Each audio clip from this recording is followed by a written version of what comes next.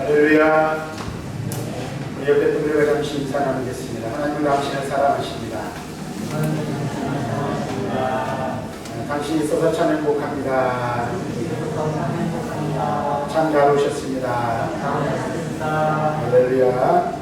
사모님은 사무실에서 수고나 준비해 주시고, 오늘은 우리 함께 읽은 이 로마서 사도행전 13장 48절의 말씀을 통해서 거부할 수 없는 하나님의 은혜라는 제목으로 말씀을 잠시 전하려고 합니다. 여러분들 생각에는 예수 믿는 일이 쉬운 것 같습니까? 아니면 어려운 것 같습니까? 예수를 믿는다는 것은 어렵기도 하지만 또한 쉬운 것이기도 합니다. 왜냐하면 이것은 사람의 일이 아니고 하나님께서 하신 일이기 때문에 그렇다는 것입니다. 그래서 하나님께서 하시면 하나님은 다 하실 수 있지만 하나님께서 원하시지 아니하시면 그 누구도 그 무엇으로도 우리가 예수를 믿고 구원받을 수 없기 때문에 그렇습니다. 신약성경 로마서 13장 13절과 14절 말씀은 성 어거스틴이라는 사람이 회심할 때에 관련된 그러한 성경 구절입니다. 그 말씀을 보면 낮에와 같이 단정히 행하고 방탕과 술 취하지 말며 음란과 호색하지 말며 쟁투와 시기하지 말고 오직 주 예수 그리스도로 옷 입고 정욕을 위하여 육신의 일을 도모하지 말라 라는 말씀이 있습니다. 이 어거스틴이라는 사람은 위대한 신학자이고 목자이고 사상가입니다. 그리고 오늘날 어거스틴을 가리켜서 어거스틴이라고 말합니다. 지금으로부터 1600년 전, 한참 전 354년도에 어거스틴은 태어났습니다. 로마라는 제국에서 태어났는데 이 어거스틴이라는 사람은 천성적으로 말을 잘하고 문병가의 그런 기질을 가지고 있었습니다. 그래서 그의 아버지는 유명한 철학자들과 같이 그를 위대한 철학자로 만들기 위해서 정치적인 인물로 성장시키기 위해서 특별한 교육을 시킵니다. 그래서 14세 혹은 15세쯤에 그를 유학을 보내게 됩니다. 그런데 그만 집안 형편이 어려워져서 유학을 포기하고 고향으로 돌아오게 됩니다. 이로 인해서 어거스틴이라는 사람은 굉장히 많이 낙심을 하게 되었고 호랑방탕한 생활을 그때부터 시작하게 됩니다. 그래서 그가 예수를 알기 전까지, 회심하기 전까지 그는 무수히 많은 죄를 저지르고 방탕함 속에서 세월을 보내게 됩니다. 우리가 잘 아는 대로 이때 그의 어머니 모니카의 기도가 시작되었겠죠. 이 모니카는 평화가 된 아들을 구하기 위해서 눈물로 기도하였지만 그의 방탕한 생활은 끝이지 않았습니다. 그래서 19살부터 28살까지 여러 가지 육체적인 욕정을 일삼고 살았고 다른 사람을 유혹하고 유혹을 당하기도 하면서 그리고 속기도 하고 속이기도 하면서 살았습니다.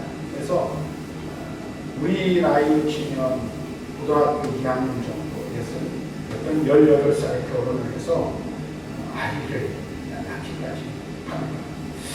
그럼에도 불구하고 그런 진리를 찾으면서 방황하던 중에 이제 마니교라는 이단에 빠지게 되어 9년간 마니교를 신봉하며 그의 어머니의 마음을 굉장히 아프게 하였습니다. 그런데 이제 그가 이렇게 생활하던 중 그의 중마였던 한 친구가 죽음을 맞이하게 되면서 심적인 변화를 일으키기 시작합니다. 차츰 이게 그가 열심히 따라다녔던 이단의 마니교에 대한 그 사이비교의 정성학에 대한 허망함을 깨닫기 시작하고 회의를 느끼기 시작합니다. 그래서 서기 383년에 로마로 가게 되는데 그때가 그의 나이 29살 때가 되었습니다.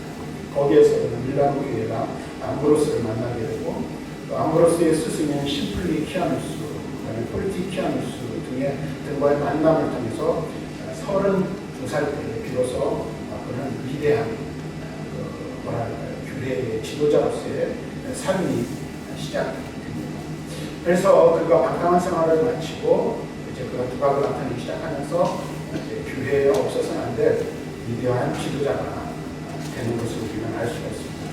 그런데 그의 고백록에 보면 이렇게 기록된 내용들을 볼 수가 있습니다. 그가 이 허랑방탕한 생활을 종교를 지기 전에 이렇게 보입니다. 그러나 나는 여전히 내 죄의 포로인 것을 느꼈습니다. 그래서 이렇게 비통하게 부르짖었습니다. 나는 언제부터 하시죠? 내일 하여야 하는가? 왜 지금은 안 되는 것일까? 나는 왜 이 나의 추한 죄를 청산하지 않는가? 나는 내내 울며 이렇게 자문했습니다. 내 마음속에서 가장 비통한 슬픔이 눈물로 쏟아진 것입니다. 그런데 그러다가 난데없이 나는 근처 어떤 집에서 들려오는 어린아이의 노랫소리를 들었습니다. 그것이 소년의 음성인지 소녀의 음성인지 모르겠으나 집에서 들고 읽어라. 집에서 들고 읽어라는 구경구가 계속 연거푸 들려왔습니다. 그때 나는 곰곰이 생각했습니다. 어린아이들이 이런 노래를 부르며 노는 어떤 게임이 놀이가 있는가 생각해 보았습니다. 그러나 전에 그런 것을 들어본 기억이 없었습니다. 나는 눈물을 그치고 일어났습니다. 이것이 바로 성경을 펴서 내 눈이 처음으로 보는 구절을 읽으라는 하나님의 명령일 것이라는 이라고 중얼거리면서 그래서 나는 급히 알리피우스가 앉아 있던 곳으로 뛰어갔습니다. 내가 그곳에 그 곁을 떠날 때에 바울 서신이 수록된 책을 내려놓고 떠나왔기 때문입니다. 바울의 로마서를 읽는 것이죠. 나는 그 책을 쥐고 폈습니다. 나는 조용히 내 눈이 처음으로 닿는 곳을 읽었습니다. 그 말씀이 방탕과 술 취하지 말고 음란과 호색하지 말고 쟁투와 시기하지 말고 오직 주 예수 그리스도로 옷 입고 정욕을 위하여 육신의 일을 도모하지 말라. 나는 더 읽고 싶지 않았습니다. 그럴 필요가 없었습니다. 내가 그 구절을 읽는 순간 확신의 빛이 민물처럼 내 마음속을 밀려들고 모든 의심의 어둠이 사라진 것 같았습니다. 그래서 이 어거스틴은 그때 이 말씀을 읽는 것을 기점으로 해서 방황을 끝내고 예수대만의 종식을 짓게 되었습니다. 그때가 386년 8월 경이었습니다. 그리고 그는 지금도 우리가 잘 알지는 못하지만 교회사에 기림하는 위대한 스승, 목자, 신학자요, 사상가로 남을 수 있게 되었습니다. 허락방탕한 생활을 하던 어거스틴을 변화시킨 것은 어떤 일들을 일으켰나요? 그 영혼 모니카의 기도의 결과입니다. 눈물의 기도로 그가 변화되었다고 합니다. 그 기도를 들으신 이가 누구이시고 그를 변화시킨 이가 누구이실까요? 우리 하나님이심을 우리를 믿습니다. 연애라는 제가 말씀드린 적이 있죠. 저를 가르쳤던 목사님 한 분 계십니다. 제가 학생 때 전도사님이셨는데 이번에 늘 기파로 공간이 있고 다니셨어요. 왜냐하면 젊은 시대에 그의 몸에 세균 문신 때문에 그랬습니다. 인천에서 알아준 주먹을 휘두르는 사람이었어요.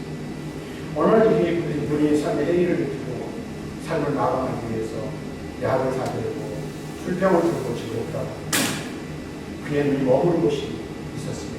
그것은 바로 그 어머니가 기도하며 한번 제발 이 성경책 좀 읽어봐 라고 어머니가 던져주셨던 성경책을 읽는 거예요. 쓰레기 마지막 죽기 직전에 어머니 소원을 한번 들어주자 생각하고 이제 성경을 읽기 시작하다가 회개하고 예수 믿어 목사라는 분이 계셨습니다.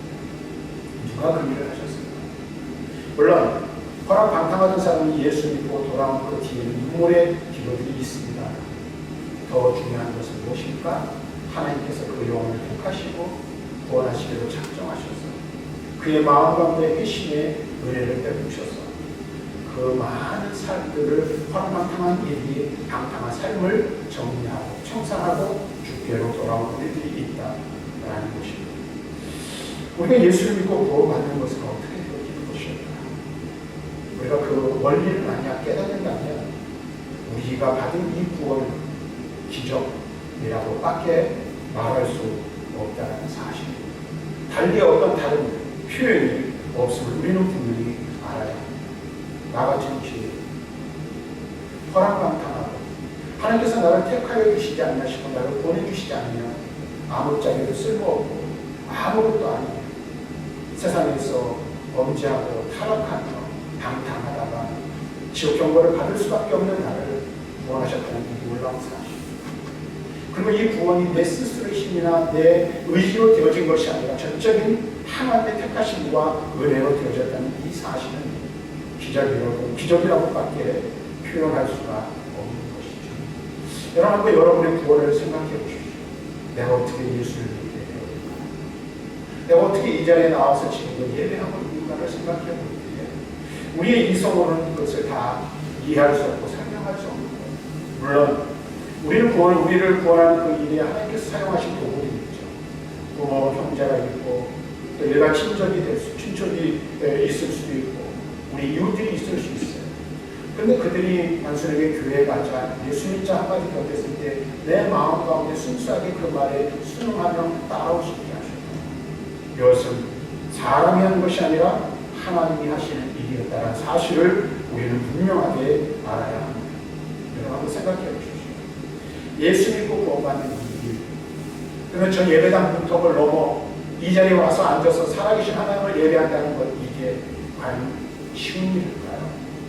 결코 그렇지 않다는 것. 제가 코로나19 때문에 커피 공사를 못하는데 노인회관에서 커피 공사를 하기 전에 이 마을 앞에 저희 사택 앞에 마당에서 천막을 치고 보온물통을 펴놓고 커피 공사를 한 적이 있습니다. 한 2년 정도 됐어요. 근데 하루 한 번, 일주일에 한 번씩 목요일마다 하는데 커피를 드시는 분이 한 20명 정도 되셨어요. 근데 지나가시는 동네 이 어르신들이 안 와요. 지나가면서도 커피 드세요. 그러면 공짜로 드리는데도 안 드세요. 커피에 독을 단 것도 아니고 커피가 맛이 없는 것도 아닌데 왜 안 드실까? 근데 주님의 놀라운 사실을 깨달았어요. 우리 교회들이면 다 아실 거예요. 교회 앞에 마당에 보면 철신이 하나 박혀 있어요. 옛날에 담을 쳤던 거죠. 근데 그 담을 넘어서 발을 내딛는 것이 부담스럽고 어려운 마음이었어요. 그래서 교회에서 준 커피 먹으면 왠지 교회 가야 될 것 같고 교회 마당에 발을 디디면 코를 깨는 것 같은 이런 마음이 있으셨던 분들이 계십니다. 무슨 말입니까? 예배당에 저 문을 열고 예배당 문틈을 밟는 것, 예배 교회 마당에 발을 하나 내딛는 것, 이것이 불신자들에게는 우리가 볼 때는 아무것도 아니지만 굉장히 힘들고 어려운 일이라는 사실. 왜 그럴까요?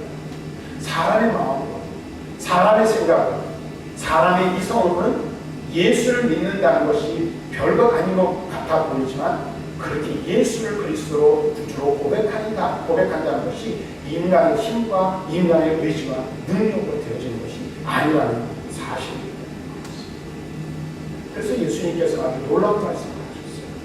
누가복음 18장에 보면 한 사건이 기록되고 있어요. 어느 날 한 부자 청년이 예수님께 찾아왔습니다. 예수님께 묻습니다.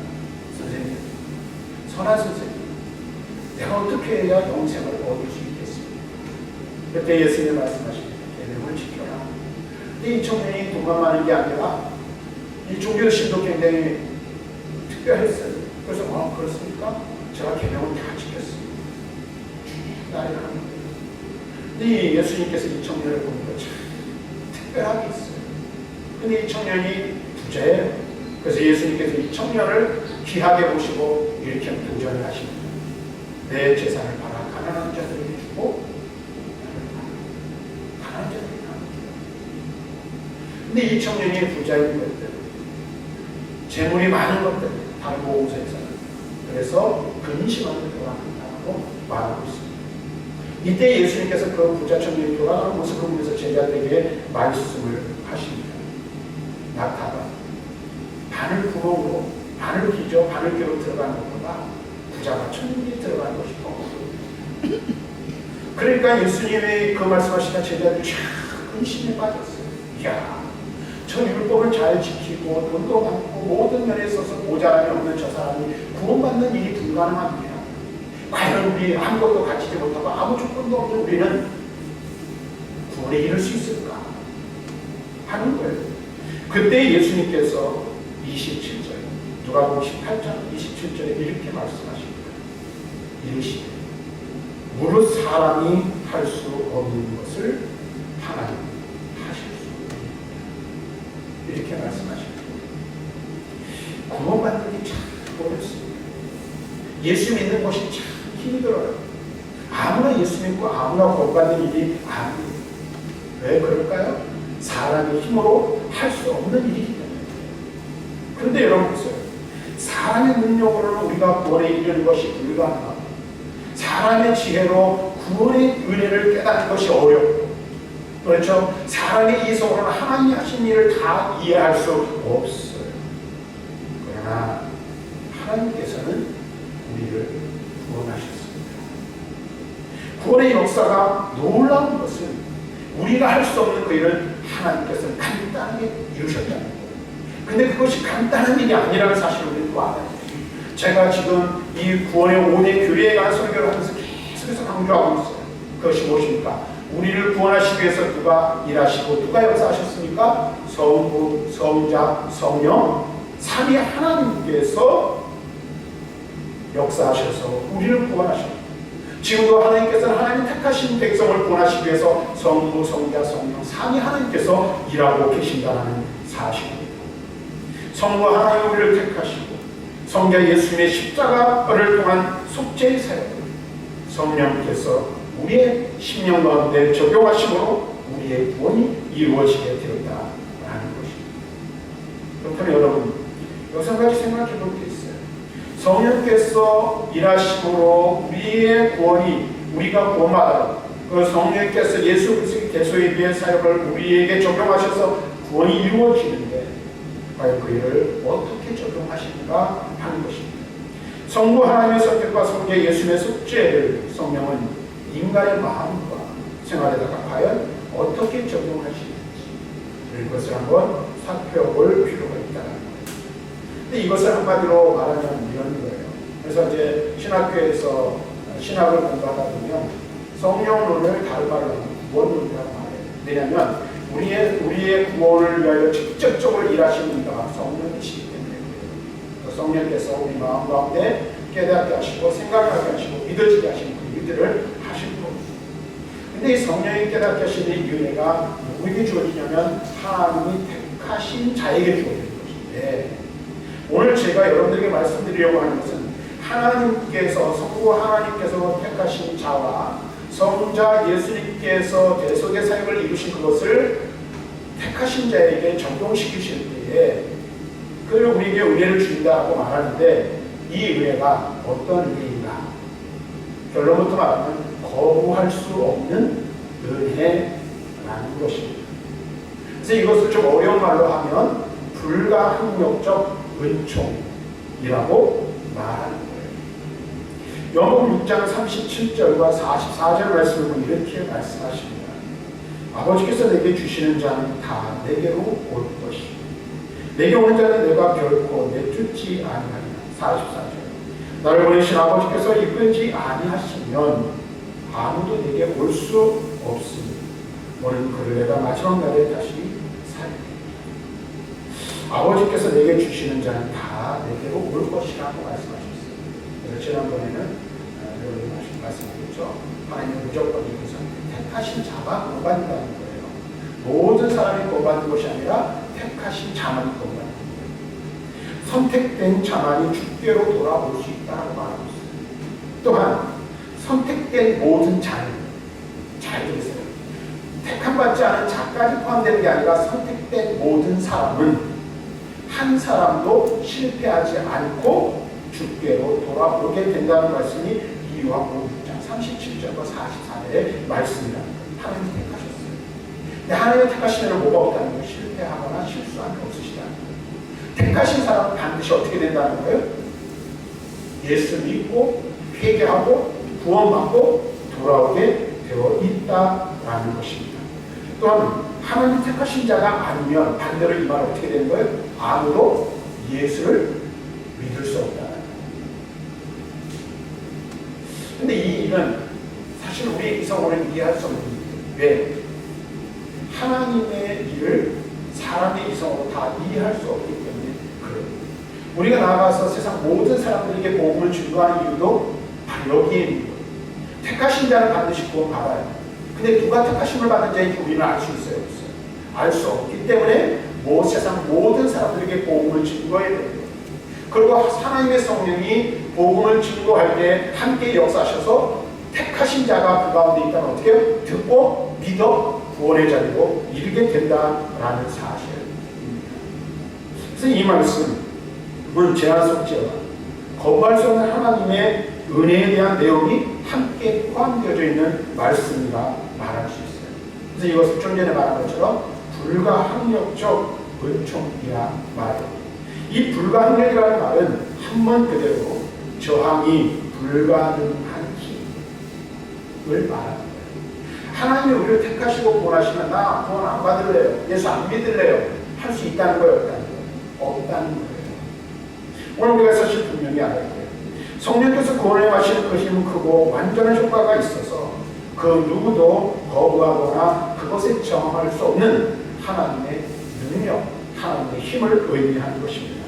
그래서 우리는 이것을 말해서 하나님의 유효적 소명이라고 말하는 거예요. 하나님께서 부르신 자, 택하여 부르신 자는 반드시 어떻게 해요? 그 부르심에 응답할 수밖에 없음을 알아야 돼요. 그러니까 저와 여러분들이 이 자리에 앉아있는 거, 하나님을 믿고 예수님을 구주로 고백하고 이렇게 예배의 자리로 나와있는 것을 어떻게 해요? 하나님이 나를 택하시고 구속하시고 성령께서 내 속에서 역사하셔서 믿어지게 하셨기 때문에 우리 모두가 이 자리에 올 수 있었다라는 사실을 우리는 알고 그것을 고백해야 한다는 것입니다. 특별히 요한복음 6장 44절에 이끈다라는 말이 있어요. 그런데 이 말은 무엇으로 비교할 수 있냐면 고기를 잡는 어부가 그물을 잡아당기잖아요. 그물을 쳐놓은 그물을 당기는데 그때 사용되는 단어와 똑같은 단어예요. 그래서 그물을 어부가 끌어당길 때 그물은 어떻게 해요? 반항할 수 있는 힘이 없어요. 그래서 끌면 끄는 대로 따라 오는 것과 우리의 구원이 똑같다라고 말할 수 있습니다. 그러므로 성도 하나님께서 이끄는 선택된 물고기, 다시 말하면 성도죠. 하나님의 택함받은 성도는 반드시 하나님의 분에 들어오고야만 만다라는 사실입니다. 그럼 여기서 우리가 한 가지 질문을 할 수가 있어요. 그럼 하나님께서 억지로 우리를 구원하시는 것입니다 라고 반문을 할 수 있죠. 근데 여러분 보세요. 우리는 하나님께서 행하시는 거부할 수 없는 은혜를 폭력적이거나 혹은 억지라고 이해해서는 안 된다는 사실입니다. 왜냐하면 성령님의 보내로의 초청, 보내로의 부르심은 그 자체가 무엇이에요? 구원이요, 영생이요, 천국이요, 참 선이기 때문에 그렇습니다. 근데 여러분 보세요. 강요나 억지라는 말을 생각할 때 그 결과가 좋습니까? 좋지 않습니까? 좋지 않은 것에 해당되기 때문에 그렇습니다. 예를 들면 이런 거예요. 여러분들 자녀를 다 키워보셨잖아요. 어린 자녀가 있어요. 근데 이 아이가 아파요. 그 부모는 어떻게 해요? 병원을 데려가고 주사를 맞춰야 되고 약을 먹여야 돼요. 다 큰 사람이야 내가 이걸 맞아야만, 따끔하지만 아프지만 먹기 불편하지만 먹어야 낫는 걸 알기 때문에 먹어요. 근데 갓난 어린아이는 어떻게 해요? 몰라요. 내가 왜 약을 먹어야 되는지 알지 못하죠. 근데 그 약을 먹어야만 나아요. 그 부모는 어떻게 하죠? 억지로 약을 싫어하지만 아이가 거부하지만 어떻게 해요? 먹이고 주사를 맞히는 거예요. 왜 그럴까요? 부모가 볼 때 그렇게 해야만 이 아이가 나을 수 있기 때문에 그렇습니다. 이런 불가항력한 부모의 행동을 가르쳐 우리는 결코 폭력이라고 말하지 않는다는 거예요. 개념 자체가 다르다는 것이죠. 하나님이 부르시고 거듭나게 하시고 회개와 믿음을 주시는 일련의 역사는 그래서 어떤 면에서는 억지지만 억지가 아닌 것입니다. 그것은 즐겁고 유쾌한 억지라고 말할 수 있습니다. 그래서 우리는 그것을 다른 말로 뭐라고 표현합니까? 하나님의 전적인 은혜라고 말하는 것입니다. 하나님의 전적이고 절대적인 은혜가 있었기에 오늘 내가 예수 믿고 구원받아 하나님을 아버지로 모시고 영생을 소망하며 살아갈 수 있는 자가 되었기 때문에 그렇습니다. 고린도전서 2장 10절부터 14절을 보면 이렇게 말씀하십니다. 오직 하나님의 성령으로 이것을 우리에게 보이셨습니다. 성령은 모든 것도 하나님의 깊은 것까지도 통달하게 하십니다. 사람의 일을 사람 속에 있는 영 외에 누가 알며 이와 같이 하나님의 일도 하나님의 영 외에는 아무도 알지 못합니다. 우리가 세상의 영을 받지 아니하고 오직 하나님으로부터 온 영을 받았습니다. 이는 우리로 하여금 하나님께서 우리에게 은혜로 주신 것들을 알게 하려 하십니다. 우리가 이것을 말하거니와 사람의 지혜가 가르친 말로 아니하고 오직 성령께서 가르치신 것으로 하니 영적인 일은 영적인 것으로 분별합니다. 육에 속한 사람은 하나님의 성령의 일들을 받지 아니하나니 이는 그것들이 그에게는 어리석게 보이며 또 그는 그것들을 알 수도 없는 그러한 일은 영적으로 분별되기 때문입니다. 이 말 한마디로 말하면 하나님의 성령이 아니시면 하나님이 하시는 일을 아무도 깨달을 수 없다. 그래서 이 복음은 감추어진 비밀인데 감추어진 비밀이 아니라 드러난 비밀이라고 말합니다. 모든 사람들에게 공개되어졌어요.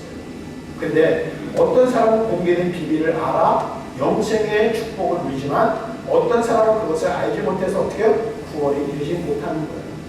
근데 그것을 알고 모르는 것의 차이가 어디에 있을까요? 성령께서 깨닫게 하시는 은혜를 입었느냐 입지 못했느냐의 차이가 납니다. 예수 그리스도가 구주시라고 고백할 수 있는 것은 누가 하는 일이에요? 내가 고백한 것 같지만 내 안에 계신 성령께서 고백하게 하심으로 고백할 수 있는 거예요. 그래서 그것이 하나님의 은혜예요. 고린도전서 12장 3절에 이렇게 말합니다. 그럼 내가 너에게 알리노니 하나님의 영으로 말하는 자는 누구든지 예수를 저주할 자라 하지 아니하고 또 성령으로 아니하고 누구든지 예수를 주시라 할 수 없느니라. 뭐라고요?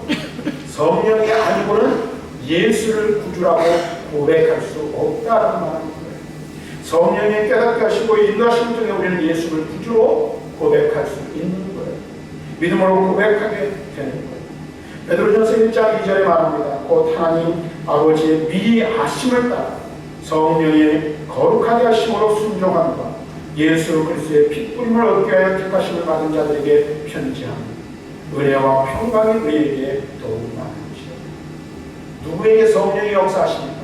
성령이 아니면 예수를 주라 시인할 수 없어요. 근데 누구에게 성령이 역사하십니까? 택하심을 받은 자에게만 성령이 역사하신다라는 사실입니다.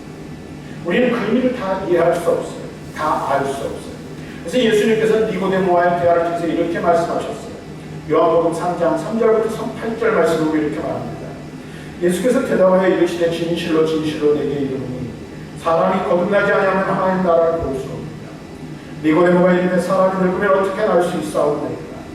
두 번째 모태에 들어갔다가 날 수 있사오나이까. 예수께서 대답하시되 진실로 진실로 내게 이르노니 사람이 물과 성령으로 나지 않으면 하나님 나라에 들어갈 수 없느니라. 육으로 난 것은 육이요 영으로 난 것은 영이니 내가 네게 거듭나야 하겠다는 말을 놀랍게 여기지 마라.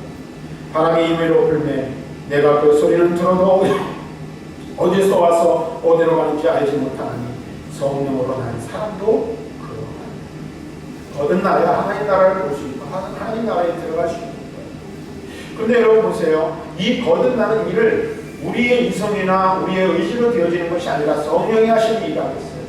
그래서 성령이 하시는 일은 마치 바람이 부는 것 같아서 그 소리는 우리가 들을 수 있지만 어디서부터 와서 어디로 가는지 알지 못하는 것처럼 성령께서 하시는 일도 그와 같고 오직 성령으로만 우리가 거듭날 수 있다고 말합니다.